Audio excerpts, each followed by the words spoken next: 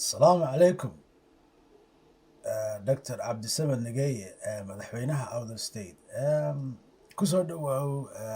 شبكة الرابي نيوز سيدا la socoto shalay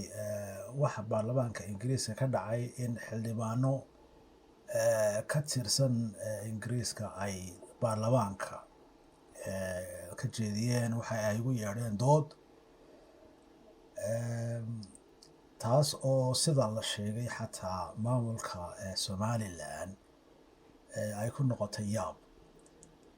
markaa maxay ahayd ujeedada laga lahaa doodaas sideese u aragtaa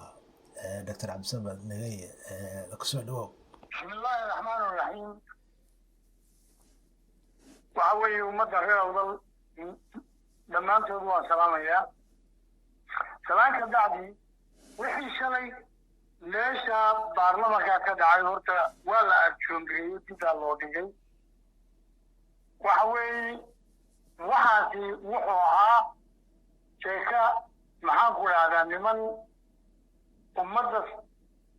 waqooyiga soomaaliya degan cashuurta yare ay runtii dumarkaas qadleydee markasta fadhiya laga ururiyo laga xoog lagaga qaado niman u bartay inay cunaan oo la siiyo had iyo jeer ayay ahayd laakiin wax kaloo muhiimadu ay lahayd ma jirto waayo waxa weeye waddanka ingiriisku sharci uma leh baarlamanka ingiriisku waxa uu yahay legislative bodyga waddankan ingiriiska sharci samaynta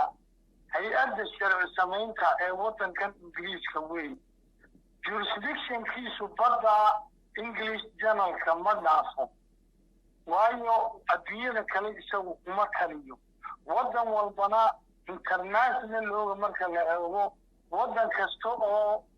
maxaan ku yaha madax banaani lihiba waxa weeye sharci gaar uu leeyahay cid kale uma taliso maxay odhan lahaayeen baarlamanka ingiriisku waxay odhan lahaayeen soomaaliya ayaan kala goynay ayaa aqbali lahaa hadday yidhaahdaan waan kala goynay waxa weeye wax sharciga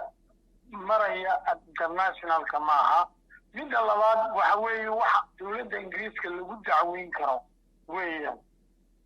oo la odhan karo sharcigii adduunyada international loogii bay ka gudubtay taasi iminka inagu kama hadlayno taasi mas-uuliyaddeedu waxa weeye nimanka xamar fadhiya ee dowlad soomaaliyeed baan madax naxig leh ayaa mas-uul ka ah sidii ay u ilaalin lahaayeen madax banaanida ummadda soomaaliyeed waddankan ingiriiskana in digniin la siiyo oo loo sheegay inuu ingiriis yahay ee aanu soomaali ahayn oo aanu soomaali talin karin ayay ahayd taana waxaa ka mas-uula qolada xamar joogta oo shaqadoodii aan filaya inay gabayso marka waxa weeye wixii meeshan ka dhacay wax markii horeba micno samaynayo meel gaarayo maahay ummadda soomaaliyeed ee waqooyiga degtana in lagu lugooyo wax aan sharciyan suuroobaynin oo xoolahooda lagu cuno iyada lafteedu waxa weeye garaadarro ka imanaysa kuwa ummadda hor socda ee le waxa weeye ummad baan u talinaa waqooyiga ee runtii fawniga ah ee khayaalka ah ee aan runtii wax adduunyada ka jira midnaba aan ogeyn arrinta markaa meesha ka dhacday taasay ahayd waxaanay ku gebagabowday inay yidhaahdaan waan arrintaa dib baan u dhignay waana joogaraynay ma garatay oo waxa weye waana jooganay kale waxay raaciyeen oo ay khaarijiyadda ingiriisku raacisay in soomaaliya iyo waqooyiga soomaaliya ay iyagu ayahooda ka tashadaan ka wada tashadaan ingiriisku toos uma ictiraafi karo baarlamanka ingiriisku cidna laakiin ingiriisku mid bay samayn karaanoo waxa weeye lobin bay u sameeyaan somaliland oo waxaa laga yaabaa inay dowladaha kale ee afrikaanka iyo kuwaasi ku dabagabadaan oo yidhaahdaan ictiraafa laakiin toos ictiraaf uma samayn karaan iyagu midda labaad ummad marka la ictiraafayo siday eritrea South Sudan, East Timor, dee ummadaha laga goynayo laga ictiraafayo iyagu heshiis maahayna way ishaysteen way dagaalamayeen midda labaad ummadaha laga ictiraafayo laga goynayo kala af bay ahaayeen kala diin bay ahaayeen kala dhaqan bay ahaayeen